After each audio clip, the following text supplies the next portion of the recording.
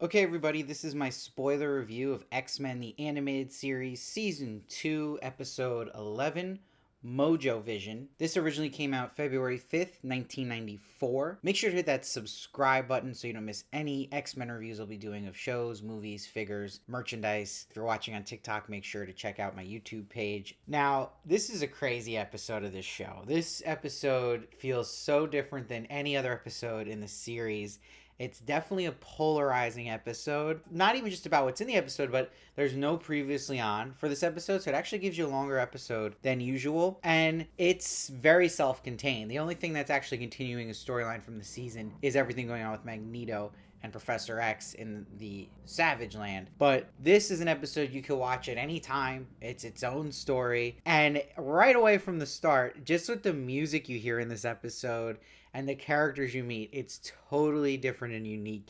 And it's really wacky and crazy too. And I'm just going to say from the start, I am a big fan of this. Like, I really enjoy this episode. And from watching this episode, I feel like it's the funniest episode so far in the series by miles, and that's a lot given to how great this character of Mojo is to me and how great the voice performance of him is. That really stands out the most for me in this episode. We'll get to why, but what's really cool is this episode opens with meeting Longshot, and he's wrangling monsters. He's in a flying car. He's got that Bon Jovi hairdo. We also get to see Psylocke, who's a fan favorite. We see her for a little bit. And then you realize it's actually the opening of his show, and it says Long Shot, a Mojovision production. And what I love is how we meet Mojo, and we meet him through his pupil of his eye watching the television. This creature is literally Slimer from Ghostbusters if his face was stuck in the torture that Alex was receiving in A Clockwork Orange. And his voice sounds like Beavis from Beavis and Butthead,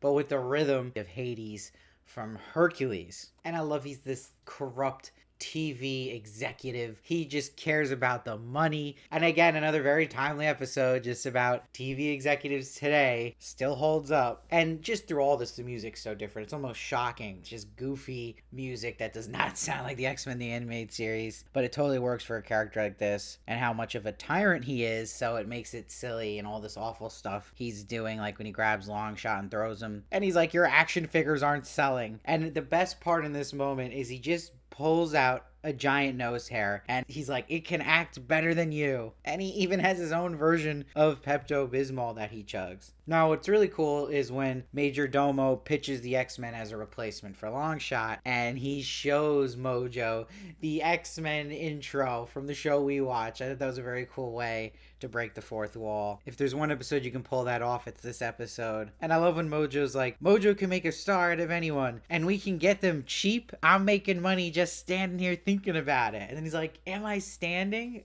Just wild lines. Now, it's cool that Cyclops and Jean will go to a TV store because Jubilee keeps breaking the TVs, and this is where Mojo will greet them through the television. I love, though, when they reject his lifetime contract proposal that he zaps Jean, but Cyclops puts Jean on the bench, and then when he goes back to Mojo, he just does this dramatic role. Now, what's cool is when the rest of the X-Men show up, Mojo screams Spiral, and he's like, will you show our cast to the studio and call wardrobe? They look like they dressed out of a dumpster. That was so good, and it's awesome to see Spiral here. I love Spiral, and we get to see Spiral do the little dance to circus music and then zap them to other dimensions. I also love that Mojo's Coliseum, the outside, that keeps showing with that really goofy music as like the exterior shot. It's just a face of him. It's a very gladiator like setup, and it's really cool seeing Spiral with her 6 arms just hitting all the buttons in the control room. And at one point, Mojo says the X-Men will be stars. He's like, not like that ungrateful has-been, what's his name?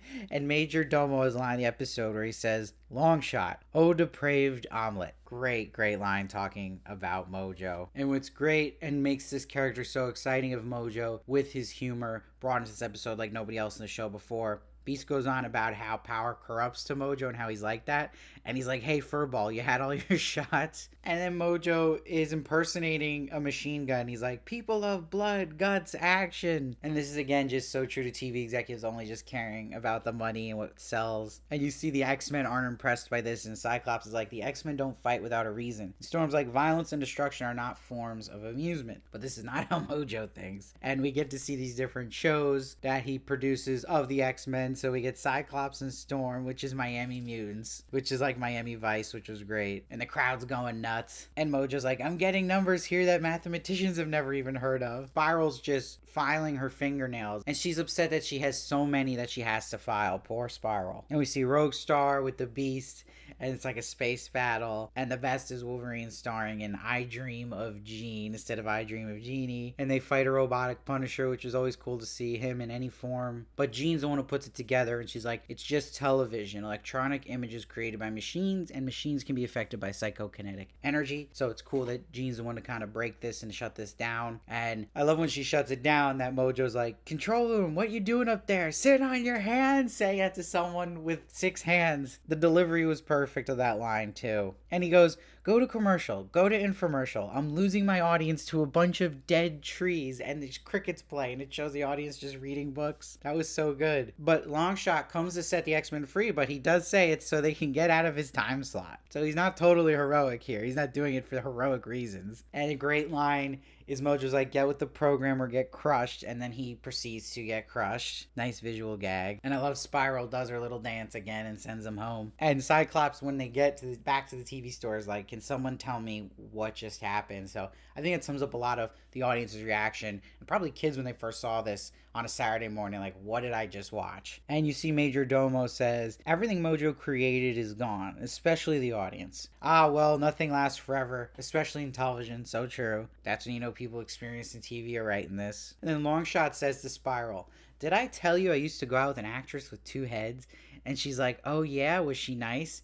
And he says yes and no. I'll let that one sink in for you. Now, Mojo, of course, is okay, and I'm fine with that. I want to see as much Mojo as possible, and he wants Longshot now, of course, back working for him. And I like that they cut away from Mojo World to him pointing to a jungle picture. It's a nice transition to Professor X and Magneto. Finally see his former citadel there, and this creature Sauron attacking Shauna the She-Devil. So that's the cliffhanger. They escape with that. So hopefully next episode, I'm sure they're going to really lean into that story now because we're getting to the end of the season. But overall, I really, really enjoyed this episode. But I say that from a standpoint where I could see why a lot of people wouldn't like this episode. But to me, this is the funniest episode, and I think Mojo is just an awesome villain. I also really enjoy Spiral, too.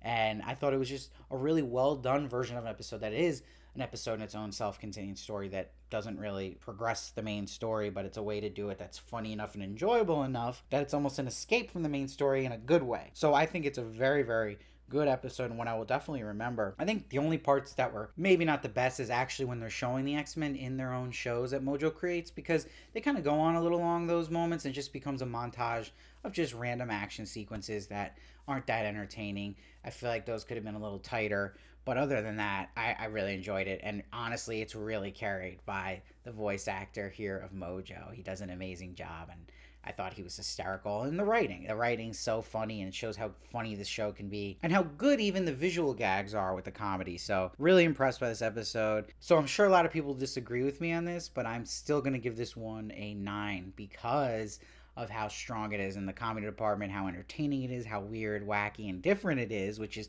always good. You know, being different and being unique is good. It makes things keep fresh feeling and not repetitive, and it works, and it justifies enough being its own self-contained story.